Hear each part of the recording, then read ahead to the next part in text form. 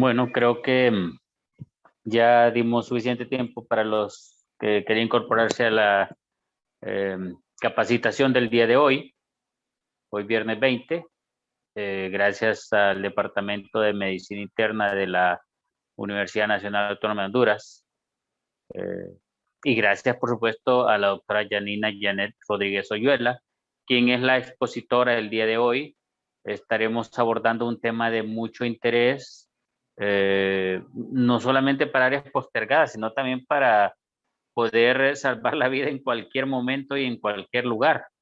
La reanimación cardiopulmonar es importante y pues muchas veces por ese tipo de problemas de no saber qué hacer es cuando tenemos la pérdida valiosa de muchas personas a nuestro alrededor. Así que eh, les vamos a dejar en este momento ya con la doctora Yanina Janet Rodríguez Oyuela, quien va a exponer el tema.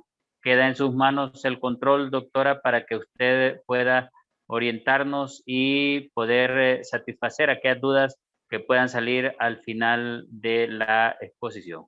Bienvenida, doctora Yanina Rodríguez, y gracias a todos los que también están acompañándonos en esta tarde, que ya suman 20. Así que buenas tardes y bienvenida, doctora Rodríguez Oyuela. La dejamos con la palabra en este momento. Hola, buenas tardes. ¿Sí se escucha? Sí, muy bien. Ok, ¿y se puede ver la pantalla?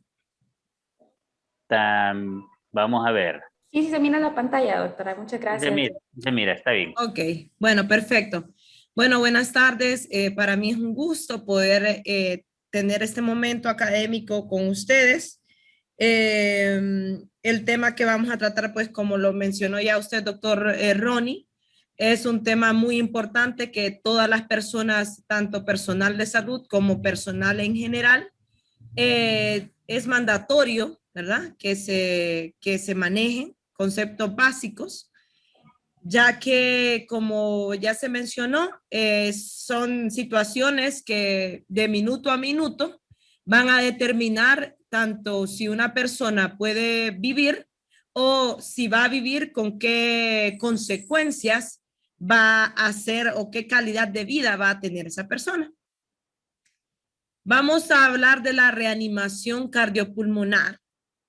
Y pues debido a que se me mencionó, más que todo es para hablar de reanimación cardiopulmonar cuando nosotros detectamos esos pacientes o estas personas, tal vez estamos en un sitio postergado donde no tenemos todas las herramientas, pero hay ciertos equipamientos que hay en las unidades o carros de paro que se menciona, que hemos tal vez conocido, hemos escuchado mencionar, y muchas veces en nuestras unidades de salud no estamos tan al tanto de qué tan equipado tenemos ese carro de paro y de hecho cómo vamos a activar ese sistema de emergencia. Y creo que es algo que debemos de implementar, y que esta capacitación, pues hay incluso, pues hay cursos de soporte vital básico, que es lo que más voy a discutir el día de hoy, debido a que es para como una estabilización del paciente antes de mandarlo a un sitio con mayores capacidades. Y también hay cursos de soporte vital avanzado, y esto más que todo les quiero mencionar que estén sabidos de que existen y de que estas experticias pues se van adquiriendo más que todo con la práctica, y que el conocimiento que se les pueda brindar aquí no solo es para quedarlo en una libreta, que me lo mencionaron, porque estas son acciones que incluso nosotros en el día a día, que nos vemos con pacientes que llegan gravemente enfermos a las emergencias, y sobre todo, como ya es bien sabido, la emergencia de medicina interna, que creo que ninguno de ustedes es ajeno a cómo es este lugar. A veces el momento de estrés y todo, es difícil saber cómo reaccionar. Entonces, el primer problema que hay con la situación de la reanimación cardiopulmonar, que lo mencionan ampliamente la literatura, así como las guías de manejo, es saber detectar cuando el paciente está en parada cardiorrespiratoria, debido a que esos minutos que nosotros vayamos postergando el inicio de la reanimación pues esos minutos van a influir en el desenlace y si esta reanimación va a ser efectiva o las secuelas que vaya a tener el paciente si nosotros pues logramos sacarlo de eso. Entonces, el primer principio es reconocer que el paciente está en parada cardíaca. Entrando en materia, los conceptos, la parada cardiorrespiratoria se define como una situación clínica que cursa con interrupción brusca, inesperada y potencialmente reversible de la actividad mecánica del corazón y por ende de la respiración espontánea. La resucitación cardiopulmonar comprende un conjunto de maniobras encaminadas, estas son maniobras que son encaminadas a revertir la parada cardiorrespiratoria.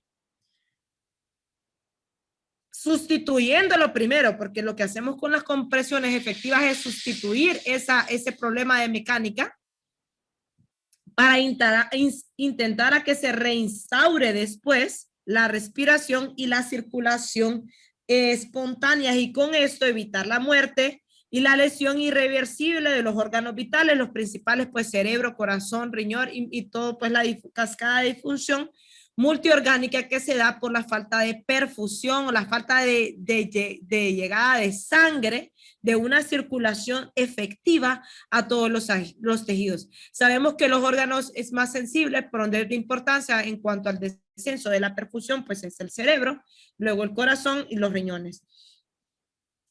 Bueno, los tipos de reanimación ya les mencioné, pues es la básica y la avanzada. Ya la avanzada es la que vemos cuando ya tenemos las unidades de monitoreo y sobre todo pues un paciente que quede claro, un paciente postparada cardiorrespiratoria debe idealmente, y es algo que incluso nosotros no lo podemos ver en los hospitales, en el único hospital que tenemos de tercer nivel en el país, que es el Hospital Escuela. No todos los pacientes que tienen parada cardiorrespiratoria lastimosamente tienen acceso a una unidad de cuidados intensivos porque ese es el siguiente manejo.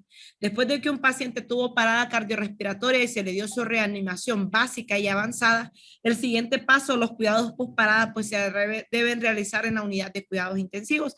Así se mencionan en las guías de manejo de las diferentes sociedades y eso es lo que se hace y es lo que nosotros debemos aprender, idealmente lo que debe hacerse.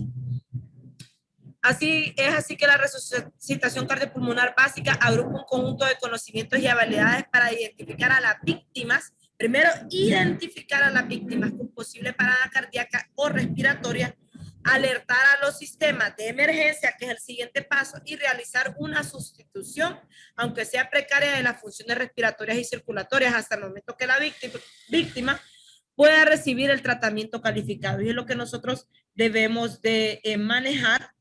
Vamos a darle esa intervención oportuna al paciente sabiendo identificar ese momento de la parada.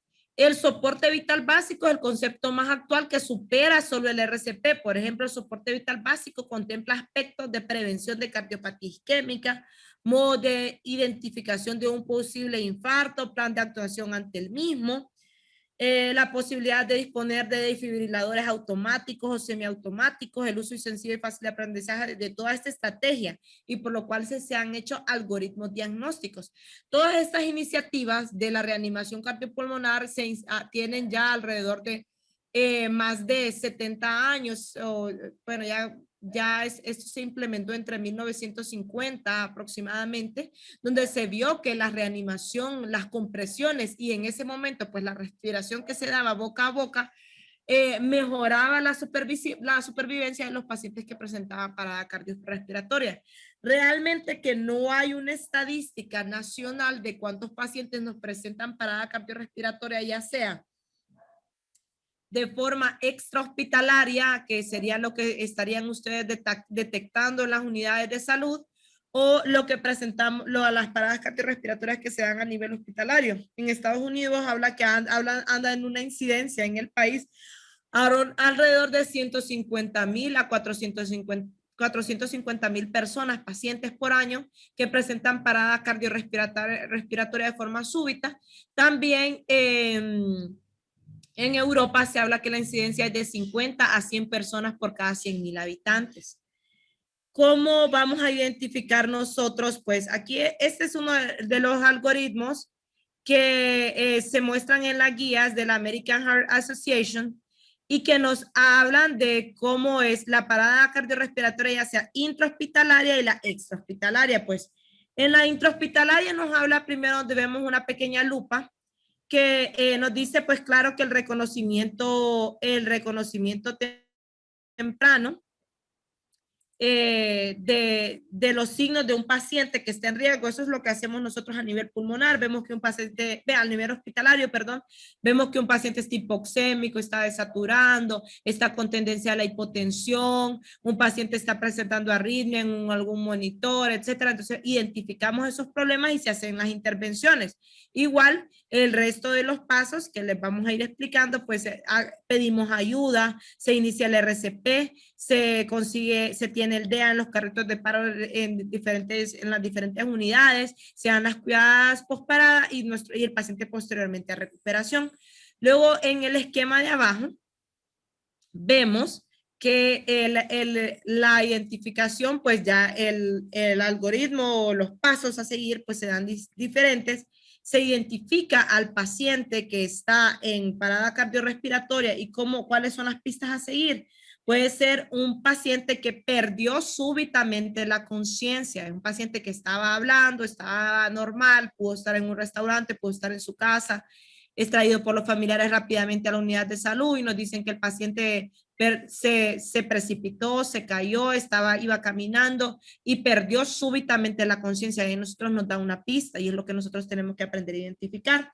La pérdida súbita de la conciencia, la apnea, que no tiene respiraciones espontáneas esta persona, o que sus respiraciones son agónicas. Estas son pistas de que un paciente está ante una parada cardiorrespiratoria y claramente está la ausencia de pulso central, que es la identificación que nosotros vamos a hacer del pulso a nivel carotidio. Si seguimos una línea entre la parte preauricular o la parte, seguimos por enfrente de la oreja del paciente hacia abajo inmediatamente en la esquina donde está el ángulo de la mandíbula, en esa parte, allí vamos a identificar con nuestros dedos, vamos a comprimir y vamos a tratar de identificar si el paciente no tiene pulso, que ese es el último pulso que se va a perder en una persona que está ante una situación crítica. Entonces, vemos que están estas situaciones, vamos a activar el sistema de respuesta y emergencia, vamos a pedir ayuda y de inmediato, pues el paso que es las compresiones, luego la defibrilación, todo esto lo vamos a ir desglosando un poco con un poquito de más detenimiento. Cuando ya el paciente pues ha recuperado la circulación espontánea, se va a transportar y va a recibir pues un sistema de soporte vital avanzado ya con intubación, con las constantes siempre, pues si no ha recuperado el pulso, si vino la emergencia, si vino la ambulancia y estamos dando la reanimación, pues va a seguir en el camino con su reanimación. Y los cuidados postparo, que eso ya va a ser en la unidad de salud. Ok, entonces, desglosando, la alerta precoz. Cuando nos encontremos ante una persona que esté en posible parada cardiorrespiratoria, es muy importante mirar, evaluar la escena para ver qué ha podido pasar y comprobar que el momento, que el entorno es seguro antes de aproximarnos a ella. Vemos que una persona está tirada en el suelo, no de inmediato, o sea, sí es cierto que hay una vida en riesgo, que es la persona que está desplomada en el piso, pero hay que evitar el efecto túnel, porque no sabemos qué le sucedió, si fue un hecho violento, una consecuencia de un accidente, no sabemos qué está pasando, hubo algo cerca, que estemos en peligro. Entonces hay que ver el entorno, si es el entorno seguro de inmediato aproximarse, porque ese es como el efecto túnel, solo te fijas, ves el paciente que está en riesgo y te abalanzas a ayudar y luego no sabemos si es que fue un accidente, si esa persona viene cayéndose que de algún vehículo en movimiento, si algo atrás viene, no sabemos qué hay alrededor. Entonces evitar ese efecto túnel porque de ayudar en realidad pues se hace un problema mayor porque ya no van a ser dos personas que están desplomadas en el suelo, sino una persona, sino que dos. Entonces, evitar entonces una alerta precoz, ver alrededor si no hay algún otro problema, si esta persona es del ambiente extrahospitalario o incluso si esta persona pues no fue en un lugar vigilado, supervisado, que presentó la parada cardiorrespiratoria, perdón. Luego, pues vamos a identificar a la víctima no responde. Entonces se abre la vía aérea con una maniobra de frente-mentón donde se coloca una mano en la frente hacia arriba como hiperextendiendo con dos dedos de la otra mano, se tira de la mandíbula hacia arriba y en un máximo de 10 segundos hay que valorar si la respiración es normal. Entonces hay que ver si el pecho presenta algún movimiento que indicara una respiración. Ya sabemos que las respiraciones normales son de 12 a 20 respiraciones por minuto y si no ha presentado en menos de 10 segundos ningún esfuerzo respiratorio es porque ese paciente está en parada cardiorrespiratoria. Escuchar los posibles ruidos respiratorios al entrar y al salir del aire, y sentir el aire saliendo. Pues hablaban ahí que ese aire, sentir el aire saliendo, aproximabas el rostro, nada más que actualmente, pues eso se puede hacer, aproximar el rostro. Sin embargo, si estamos debidamente cubiertos con un sistema de equipo de protección personal, ya es que sabemos que estamos en medio de la pandemia y que todas estas maniobras de reanimación no es que no las vamos a hacer porque está la pandemia, sino que en el sistema de soporte vital nos habla que vamos a hacer las maniobras de reanimación cuando nosotros estemos debidamente protegidos. ¿Y qué es lo debidamente protegidos? Las mascarillas y por lo menos un dispositivo para protección ocular. Ya sabemos que por pómites o por otra superficie no se transmite el COVID, así que no es necesario que andemos un EPP de tercer nivel como el mono, sino que obviamente después de la exposición y haya o no haya pandemia, después de una exposición, si nos expusimos a sangre o a alguna otra secreción corporal de este paciente, nos vamos a hacer una buena higienización. Lo que es importante protegernos en ese momento es que no respiremos el aire que está exhalando el paciente mientras estamos haciendo el RCP o estamos haciendo la evaluación del paciente. En teoría, para ahorita en medio de la pandemia, pues no en teoría, o sea, es lo que se practica en otros países y que se ha practicado desde antes, son los equipos automatizados que hacen ya las compresiones, ¿verdad? Sin necesidad que la persona que esté haciendo el RCP esté respirando casi sobre el paciente al cual se le está dando la reanimación. Bueno, entonces el primer paso es identificar. Ya les dije las pistas que primero pues una persona que tenga la pérdida súbita de la conciencia se desplome, que los familiares lo traigan o digan que alguien que estaba hablando normal y en su casa y se quedó dormido de forma súbita, inmediato, desplomado, dejó de hacer lo que estaba haciendo. La apnea, que no esté respirando, o la respiración que sea entrecortada, que sea una respiración agónica, como boqueando el paciente, como un pez que no tiene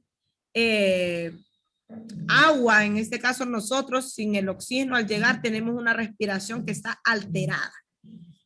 Ok, si respira con normalidad, el paciente que se desplomó, verificamos, respira con normalidad, entonces se puede colocar de forma lateral para que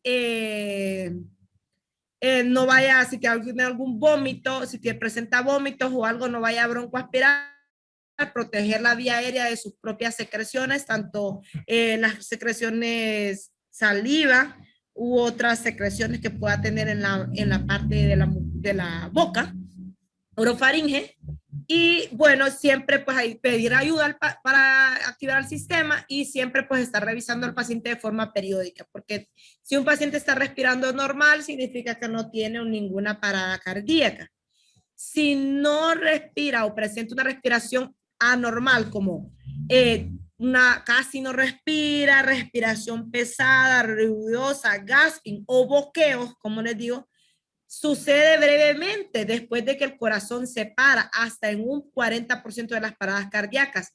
Y la persona en este momento se encontraría en parada cardíaca y lo siguiente que hay que hacer, si estemos afuera o dentro, es activar el sistema de emergencia, avisar a que hay un paro y pedir ayuda.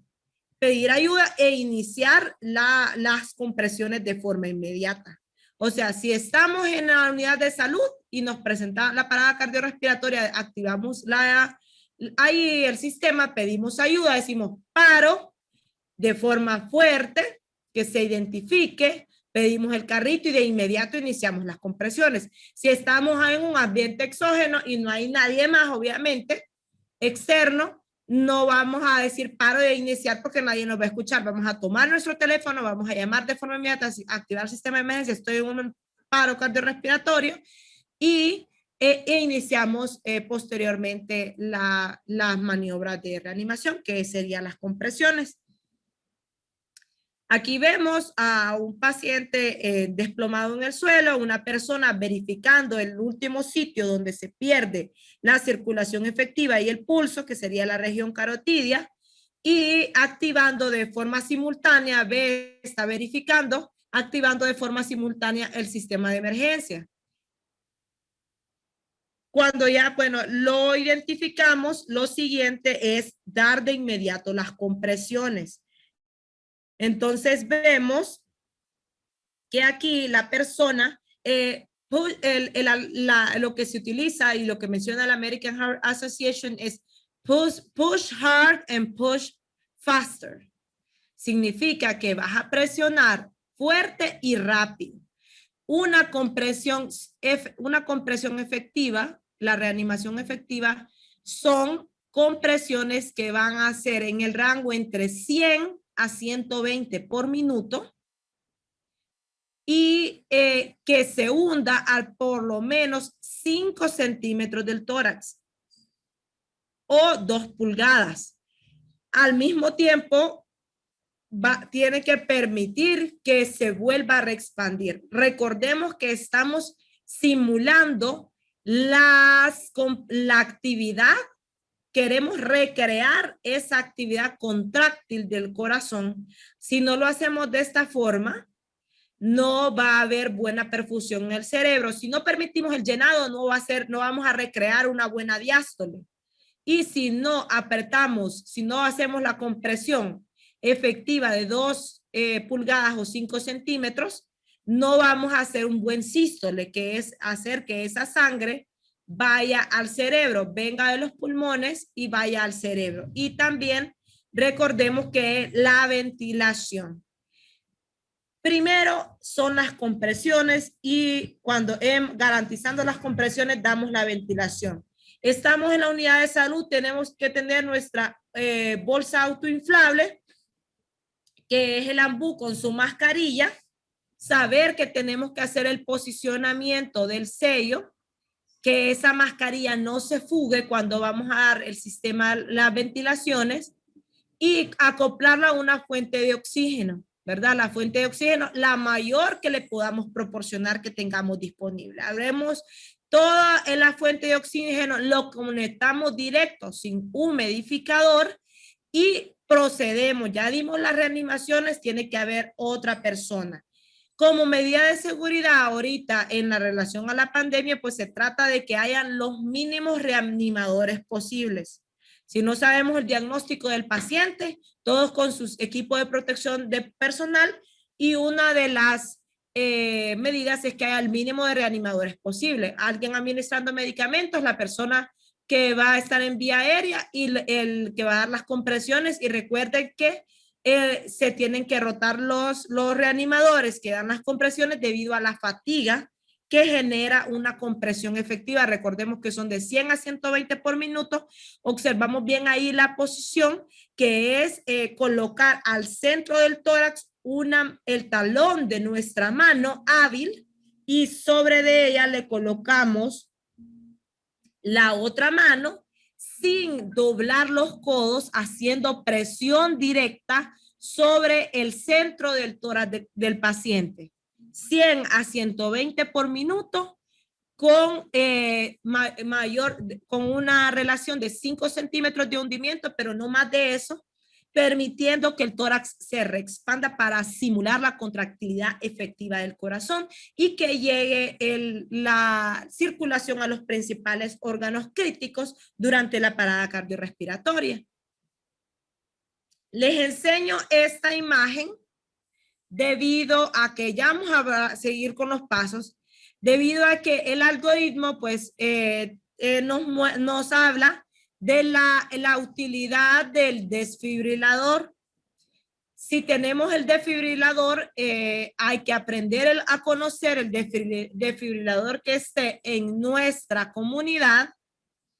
Si no, les invito a que busquen, porque en internet nosotros podemos poner la marca, el modelo, saber si tenemos en nuestra unidad de salud, ya sea un desfibrilador monofásico o bifásico, porque eso va a dar qué carga vamos a administrar a un paciente que tenga un ritmo desfibrilable, que ya se los voy a mostrar. Y por eso tenemos que saber identificar un trazado normal, y es algo a lo que no hemos estado ajenos, es algo que hemos visto desde pregrado todos, y ya también como médicos, y pues también el personal de enfermería puede identificar pues cómo se ve un trazado normal. Les puse aquí un esquema donde solo hay una derivación, que probablemente es lo que vayamos a ver en un desfibrilador.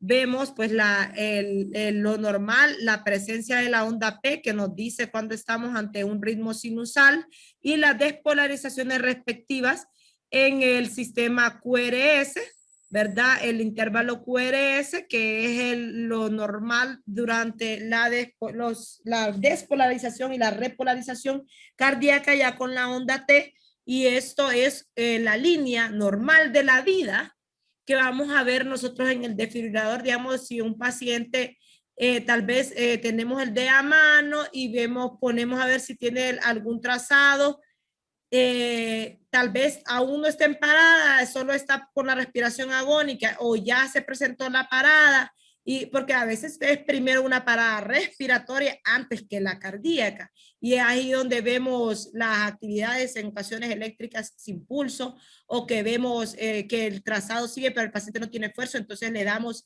siempre RCP, pero para recuperar ese esfuerzo respiratorio. Entonces vemos aquí este trazado, que eso es lo normal. Luego, pues acá en esta otro esquema, en este esquema, vemos pues en la parte superior, esto es la asistolia por completo, que aquí esta parte pues no es un ritmo desfibrilable. Luego pues un bloqueo AB completo, si esta actividad se acompaña con ausencia de pulso, pues le vamos a dar RCP, no es un ritmo desfibrilable.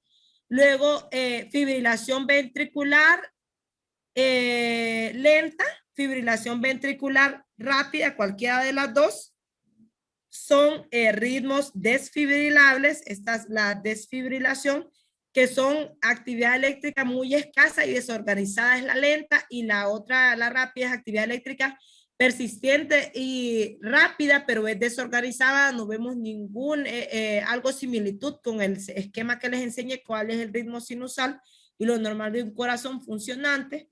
La taquicardia ventricular sin pulso central también, que es otro ritmo que podemos desfibrilar. Esos son los ritmos desfibrilables, los que vemos en este esquema. Ya los demás no son ritmos desfibrilables, pero si están en un paciente que tiene ausencia de pulso, pues lo vamos a someter a RCP. Actividad. Bueno, y entonces aquí vemos. ¿Todos pueden ver el esquema? Sí se mira, doctora. Bien. Bueno, perfecto. Entonces aquí tenemos el esquema. Este esquema es el esquema de la American Heart Association de cómo vamos a darle el RCP a los pacientes cuando estamos ante una parada cardiorrespiratoria.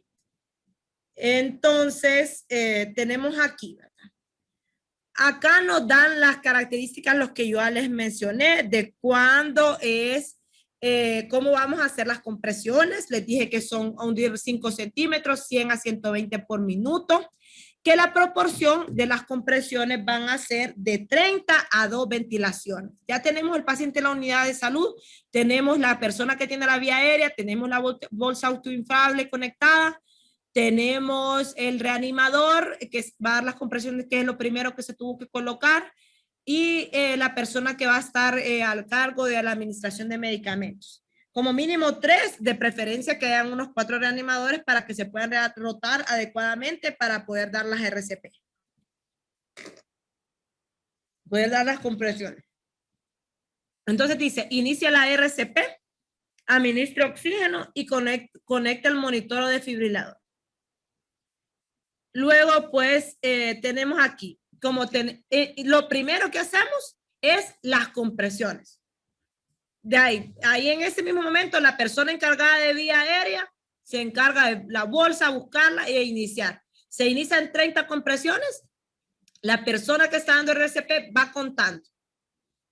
Llega a 30, de inmediato se le dan, la persona está lista con el sello hecho, la mascarilla autoinflable y le da las 2 ventilaciones, se reanudan de inmediato las compresiones y así durante 2 minutos. Aproximadamente estas compresiones de 30 a 2 son 5 ciclos. Se completan los 2 minutos y de inmediato se pone el desfibrilador si lo tenemos. Entonces, vemos que el ritmo es fibrilación ventricular o taquicardia ventricular sin pulso. Entonces, ahí viene el trabajo del desfibrilador. Si tenemos, entonces en ese momento ya la persona que estaba ahí en lo de los medicamentos, la tercera persona que va a estar ahí o la cuarta persona, ella va a tener el DEA listo y va a tenerlo ya cargado, porque estamos viendo si no es un DEA automático. Como les dije, yo pues no he tenido la oportunidad de trabajar con un DEA automático que se conecta al paciente, hace las compresiones básicamente, o está ahí conectado y de inmediato dejamos de hacer compresiones porque son como 2 plaquitas que se conectan en la parte de enfrente o en la parte anterior y la posterior del paciente. Y cuando dejamos de hacer compresiones, dejamos de tocar el paciente, ellas identifican el ritmo de forma espontánea y nos dicen si va a administrarle o no la carga.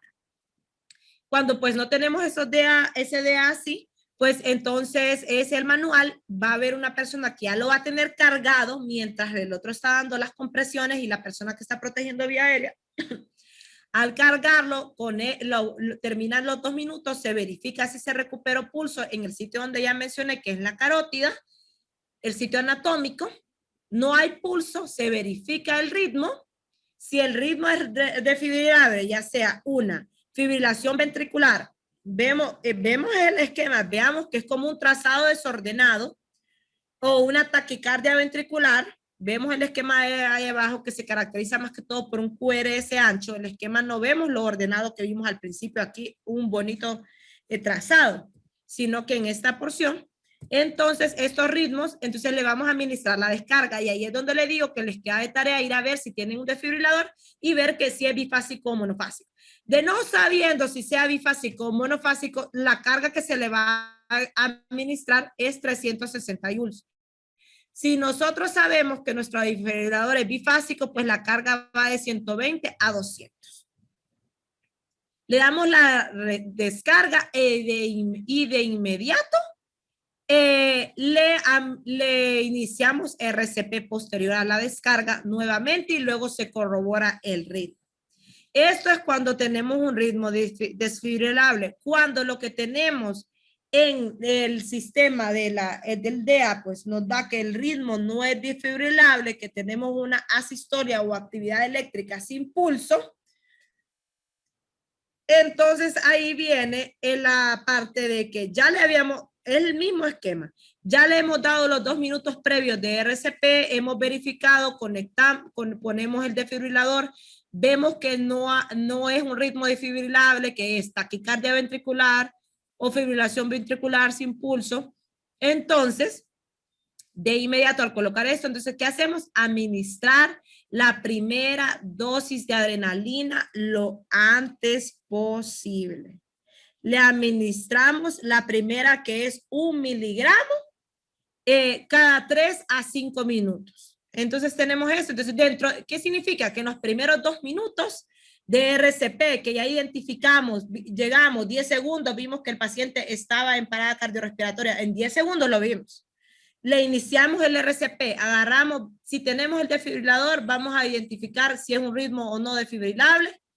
Si no tenemos desfibrilador o el ritmo que se identifica no es desfibrilable y sigue con ausencia de pulsos y de presión arterial, cuando vamos a detenernos a buscar los signos de nuestro paciente después de los 2 minutos, no más de 10 segundos en eso, vemos que es una actividad eléctrica sin pulso o asistolia. Entonces ahí va el primer miligramo de adrenalina. Se va ya en este punto, ya se tuvo que acceder a un acceso intravenoso o intraóseo. Se administra la adrenalina cada 3 a 5 minutos. Y ahí en esa parte, pues vamos a ver si el paciente va a meritar un manejo avanzado de vía aérea. Ok, estamos en este momento, le administramos la adrenalina, seguimos el segundo ciclo de RCP. A todo esto, es decir, que cada 2 minutos nosotros vamos a verificar los signos de los pacientes, vamos a verificar el pulso. Si no tiene pulso, no va a tener presión arterial. Entonces no nos vamos a detener a que tal vez el manguito se cayó, no estaba cerca, que se cayó mientras estábamos dando el RCP y hay que recolocar el manguito, verificar presión. No.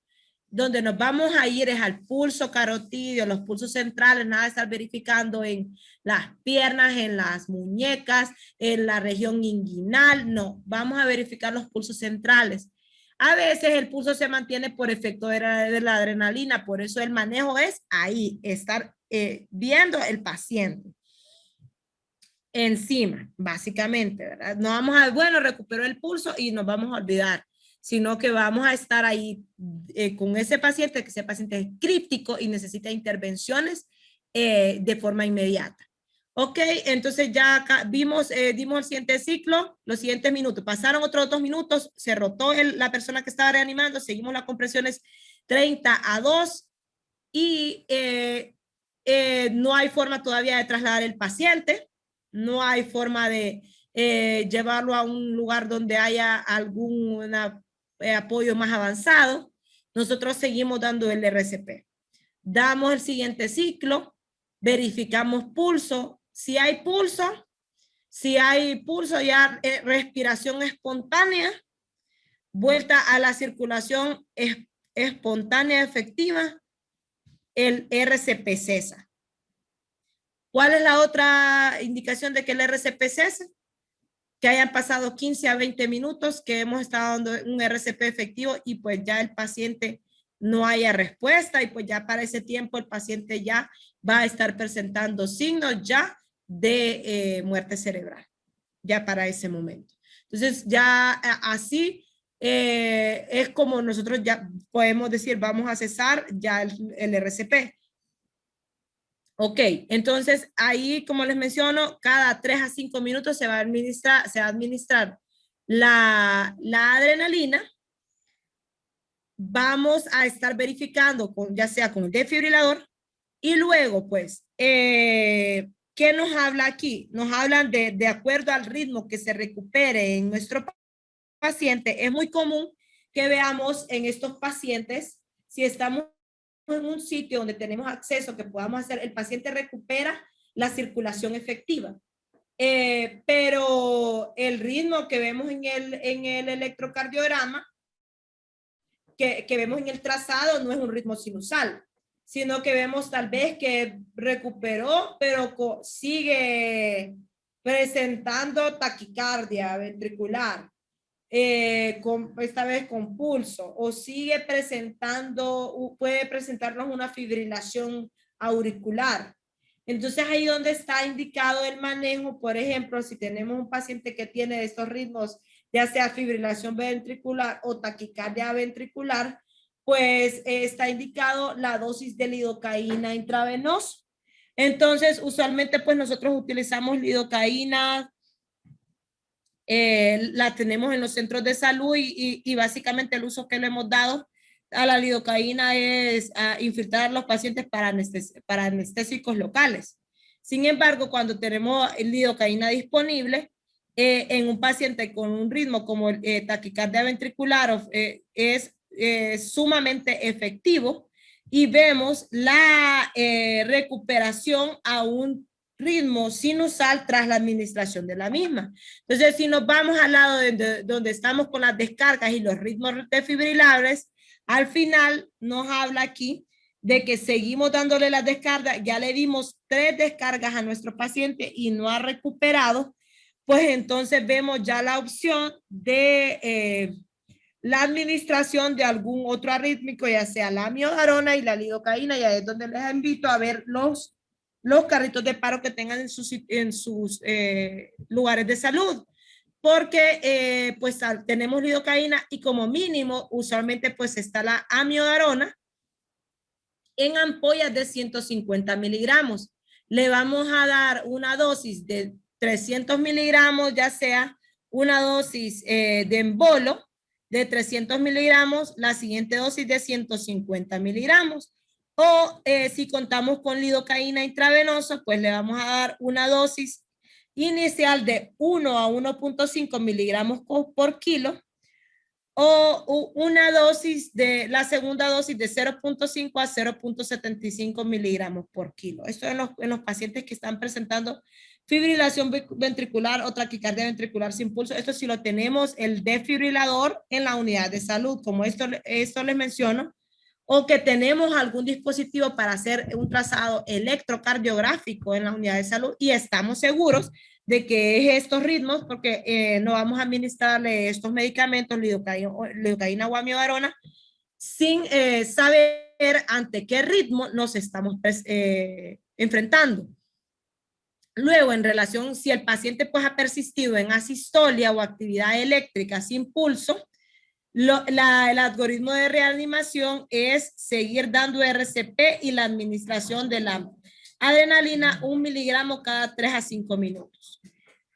Ok, entonces vemos cómo vamos a tratar las causas reversibles, y es ahí donde vemos que hay causas que nos van a estar perpetuando en los estados de parada cardiorrespiratoria. Y es que si fue que el paciente nos llegó con una herida de arma de fuego, pues lo mínimo que le vamos a administrar va a ser Harman. De preferencia Harman porque es una solución más balanceada y se ha visto, ya sea para choque, para cualquier tipo de injuria que nos lleve a estas situaciones de parada cardiorrespiratoria, estados críticos, estados de choque, lo mejor son los líquidos balanceados como el Harman. Claro está, si nos estamos presentando a un paciente neurocrítico, ya otro caso, o sea, no estoy generalizando, voy a especificar un paciente en estado neurocrítico, entonces ya este paciente pues se beneficia de la solución salina normal. Si detectamos un paciente con un ictus, una focalización, que lo identificamos como un probable evento, sin parada cardiorrespiratoria, tal vez sí tenga fibrilación auricular FA, como es conocido, y muy asociado al ictus, pues no estamos ante un paciente de entrada, no estamos a un paciente con parada cardiorrespiratoria, sino con un paciente focalizado. Y ahí ya los líquidos son solución salina normal, pero cuando estamos ante el RCP de preferencia, pues vamos a administrar Harman. Si está por hipoxia, que nos presentó la parada cardiorrespiratoria a causa del oxígeno, cuando estamos ante una acidosis, por ejemplo, cetoacidosis o acidosis porque está con uremia el paciente, pues claro está que estas pacientes lo que ameritan es el manejo de las compensaciones metabólicas de base que los llevaron a la parada. Cuando tenemos un paciente con hipo o hiperpotasemia, que es muy ampliamente visto en las regiones de la zona sur, estos pacientes nefrópatas, ya sea porque la nefropatía sea porque eran diabéticos por lo general o personas que tengan la nefropatía mesoamericana, llegan comparada por hipocalemia o por hipercalemia. A veces el electro nos va a dar la pista también en estos pacientes por ondas T hiperagudas si se trata de hipercalemia o hipocalemia que nos va a presentar bloqueos. Entonces, claro está que la solución es darle, o sea, hay que tratar las causas reversibles, si no, nunca va a salir el paciente de la parada cardiorrespiratoria. Hipotermia, el neumotórax a tensión nos puede dar un paciente que nos llegó por trauma, nos puede llegar con un neumotórax a tensión, que aquí el problema es el taponamiento cardíaco que nos va a dar la parada, por más compresiones que le hagamos. Pero si ese pericardio está lleno de sangre contenida, por más adrenalina y compresiones efectivas que hagamos, no vamos a lograr exprimir tanto esa sangre que está ahí causando el taponamiento, o si logramos sacar el paciente de la parada cardiorrespiratoria, no se va a mantener fuera de ella si no tratamos la causa. Las toxinas, la trombosis pulmonar o la trombosis coronaria. De hecho, que si tenemos un paciente con elevación del segmento ST, si tenemos a mano un electrocardiograma, lo sacamos de la parada, de inmediato la literatura menciona pues mandarlo a un centro donde se haga PCI, o sea, una intervención percutánea, una coronariografía con colocaciones de stent. Eso, vaya, como mencionábamos al principio, hay que saber que si estamos dando reanimación a un paciente del Seguro Social, lo sacamos de esa parada cardiorrespiratoria porque fue por una trombosis coronaria, o sea, fue por esa placa ateromatosa, lo podemos mandar al Seguro Social porque hay ese tratamiento percutáneo, la colocación de stent, hay cardiólogo intervencionista, entonces tenemos que estar al tanto de que podemos brindarle a los pacientes esos beneficios.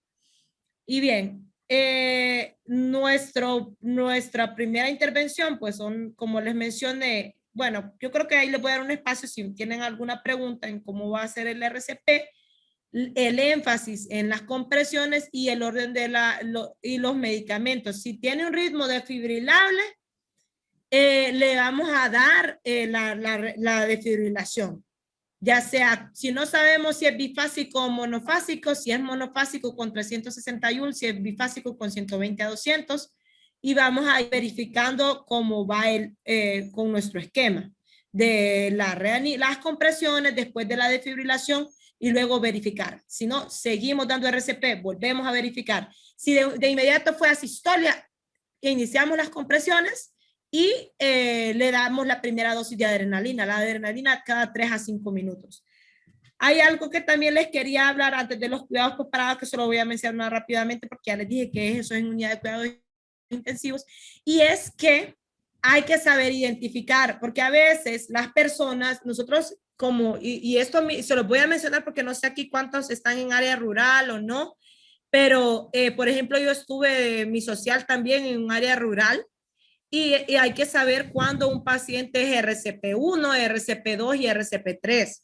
Nos llaman porque una persona, un ancianito con insuficiencia cardíaca, con ya choque cardiogénico, edema de miembros inferiores, ya una persona que, ¿a qué calidad de vida vamos a retornar a una persona que tiene una cardiomegalia, que ya tiene cardiomegalia grado 4 con falla cardíaca ya ampliamente conocido? Entonces, si esta persona está, ya las indicaciones de RCP no son como un joven que me vino por parálisis hipocalémica, que es muy común en el sur, que ven una persona joven de 19, 20 años y de forma anecdótica, durante mi R1 vi una paciente femenina tenía como 20, andaba entre la tercera década de la vida, 24, 23 años, se le dio RCP por parálisis hipocalémica casi que durante 35 minutos.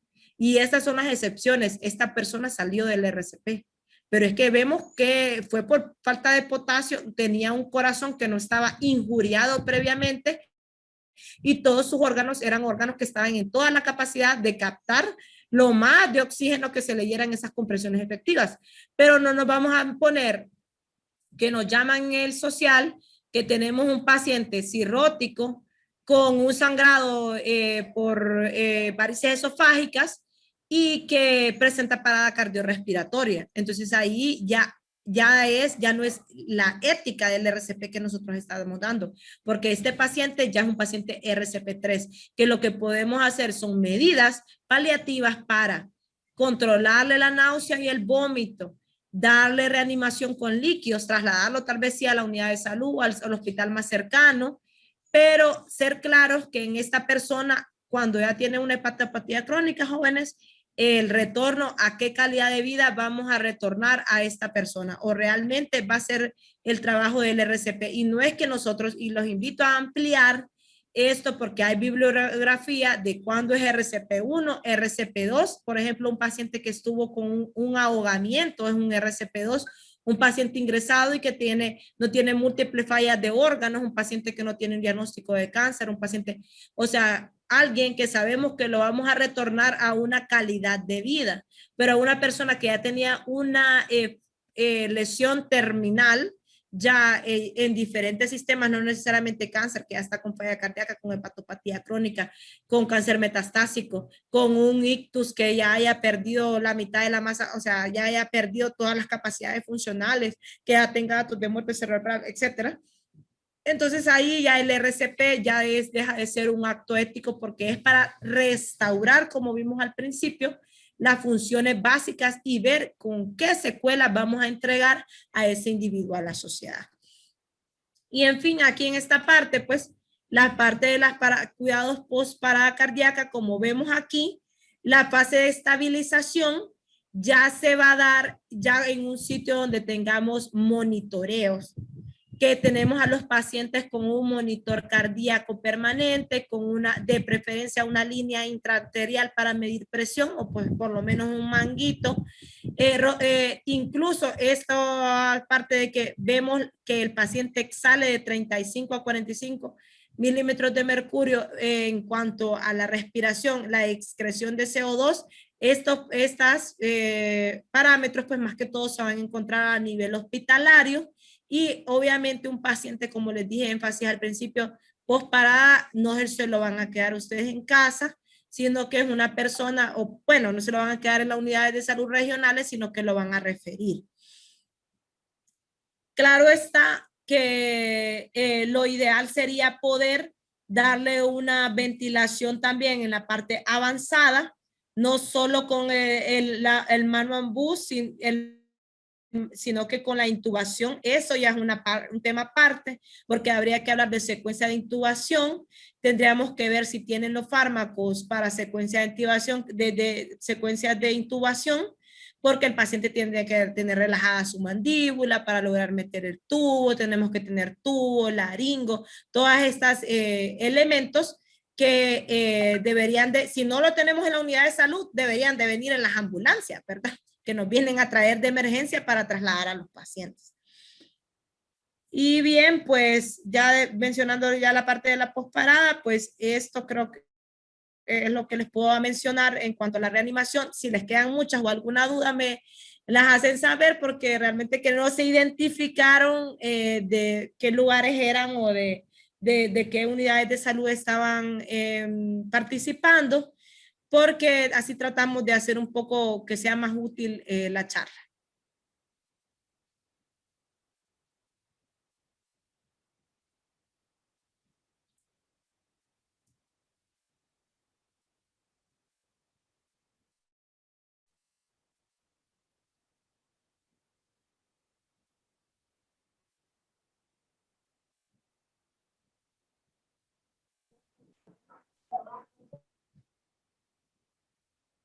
Buenas. Gracias, doctora. Y doctora, una pregunta. ¿Qué recomendaciones podría darnos al momento de aplicar esto Hay un ruido de fondo, permítame un momento. ¿Hola?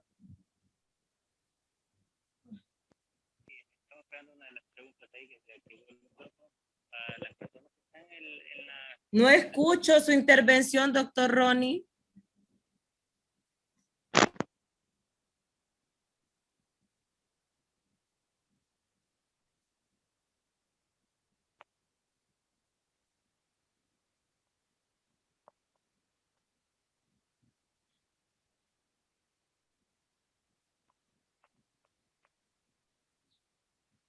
¿Hola?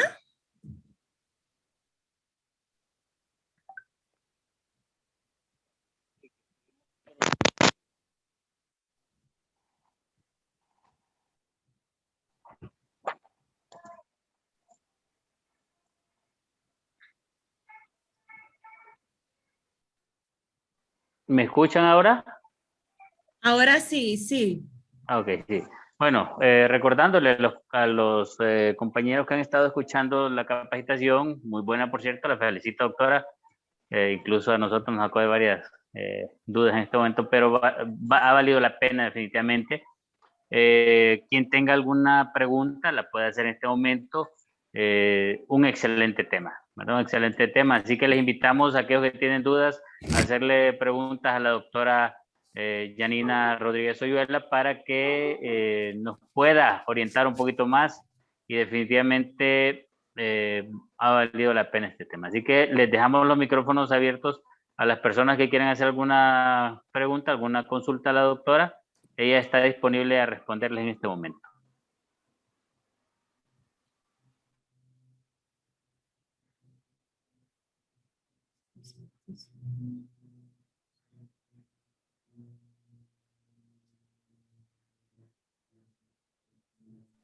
¿No hay consultas?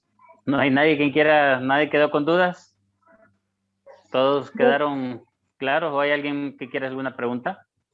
Buenas tardes, muchas gracias por esta capacitación. Yo soy médico del Hospital de Puerto Lempira y solo tengo una consulta. Los ritmos no desfibrilables, que no se puedan desfibrilar, si me los puede mencionar, por favor. Bien, es que sí, buenas tardes, doctora. Bien, entonces voy a poner aquí la presentación anteriormente. Aquí en la presentación yo les hice una muestra, digamos aquí esta parte. Si ven, si identifican en la parte superior donde dice asistolia, ¿verdad? Aquí es donde de inmediato pues pusimos el DEA y vimos que hay asistolia, de inmediato vamos a seguir administrando, el paso es administrar adrenalina y pues no hacer ninguna descarga. Entonces la asistolia y la actividad eléctrica sin pulso, o sea, puede ser esto, no le vamos a dar descarga eléctrica. Entonces es más fácil que nos aprendamos los ritmos que sí son defibrilables, que serían estos de en medio, la fibrilación ventricular, ya sea lenta o rápida, y la taquicardia ventricular. Hay varios ritmos, por ejemplo, habría que organizarnos de que hay otras cosas que podemos hacer con nuestro equipo. Por ejemplo, lo que el paciente tenga es otro tipo de arritmia, ¿verdad? Puede ser la fibrilación auricular, identifiquemos eso. Entonces, ya ahí ya no es una desfibrilación lo que se hace, sino que es la cardioversión eléctrica. Entonces, ya tenemos que tener conocimiento de qué ritmos le podemos dar, digamos, a la cardioversión eléctrica. Por ejemplo, un paciente con fibrilación auricular y que está inestable, tiene indicado hacer la cardioversión eléctrica con 100, 150 joules, ir subiendo desde 50 hasta 100, 150 joules. Entonces, digamos, está la fibrilación auricular, el flúter auricular, la taquicardia auricular monofocal, la taquicardia auricular multifocal. Entonces, todos estos ritmos son la taquicardia ventricular, son diferentes ritmos que ya sería como llevar una clase de arritmias para hablar de los diferentes ritmos que hay y las cargas que vamos a implementar. Entonces ya serían estos otros libros, estos otros ritmos que no son desfibrilables, sino que son cardiovertibles. Ya se aplicaría la cardioversión eléctrica. Entonces ya esa es otra clase aparte, porque es que hay que hablar de electrocardiograma, empezar a identificar eso. Y ya no solo es algo como de parada cardiorrespiratoria, sino que ya es algo netamente del sistema eléctrico del corazón. Entonces, si respondo a su pregunta, doctora, ahí sería lo más fácil identificar los ritmos que sí son desfibrilables y no solo la parte de lo de la cardioversión, ¿verdad? Porque ya cardioversión y los demás arritmias ya es otro mundo que realmente que ya va un poco, iría mucho más allá y sería más de una charla, serían varias charlas solo hablando de arritmias. Muchas gracias, doctora. Muy amable. Gracias, buenas tardes. Excelente pregunta y recordar, bueno, no sería nada malo incorporar un buen curso de lectura de electrocardiograma a este tipo de acciones, porque sí valdría la pena, ¿verdad? Eso podrá programarse posteriormente si así lo desean. ¿Alguien más desea alguna pregunta? ¿Quedó alguna duda para que le hagamos a la doctora Yanina Rodríguez Oyuela? Y si no, pues nos va a tocar despedirnos, ¿verdad?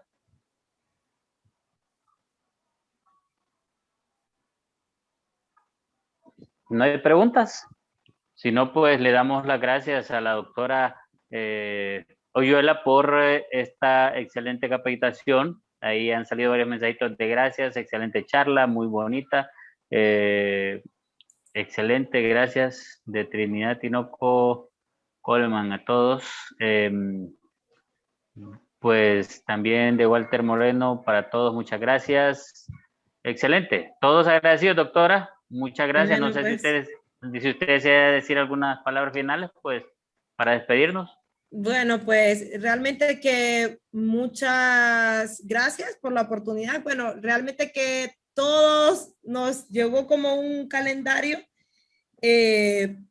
para participar en esto, pero esto me hace recordar de que yo siempre disfruté antes brindar la información, siempre he disfrutado como explicar.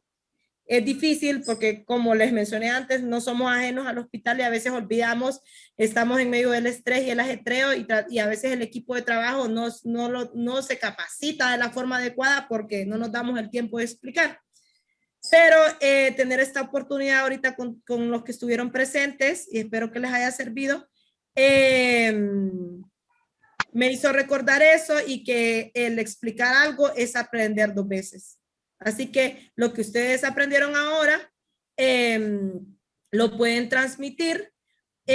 Dicen ahí que si les puedo pasar la presentación, realmente que yo le puedo mandar al doctor no solo la presentación, la verdad que es algo esquemático y hay un algoritmo de la American Heart Association hay un resumen que habla como de cómo se va a dar el RCP en adultos, en niños, en personas que están intoxicadas por opioides, que está en español y se lo voy a mandar al doctor Ronnie y tal vez ahí tratan es el esquema de la American Heart Association. Lo demás, los invito a todos a que revisen las características de un paciente RCP1, RCP2 y RCP3, porque todos nos hemos visto en medio de la noche que nos hablan las personas para que vayamos a auxiliar a algún familiar de ellos, pero realmente ¿qué conductas nosotros estamos haciendo con esos familiares? Vamos a darle un RCP que en realidad, ¿a qué vamos a retornar a estas personas? ¿Tienen una calidad de vida ya, ahorita, o qué calidad de vida van a tener después? Entonces podemos revisar esto porque hay que saber cuándo un paciente no es un candidato a RCP para que no tengamos esta situación y a veces hasta una carga emocional porque pensamos que no estamos haciendo lo correcto cuando realmente lo correcto es estar bien informado y saber cuándo nuestras intervenciones como médicos van a ser efectivas. Bueno, muchas gracias, doctora. Felicidades también por compartir su conocimiento ante varios colegas y personal de salud. A los que desean la presentación, recuerden que esto se coordina a través de Telesam. Telesam UTES les va a hacer llegar lo que la doctora nos facilite, así que no se preocupen, ¿verdad? Y Pues muchas gracias. No me queda más que agradecer la presencia de todos y la presencia de la doctora Viola por compartir sus conocimientos. Muchas gracias y hasta la próxima. Recuerden que el próximo viernes también tenemos capacitaciones. Así que gracias a todos y hasta la próxima. Muchas gracias, doctora. Nos vemos. Bye.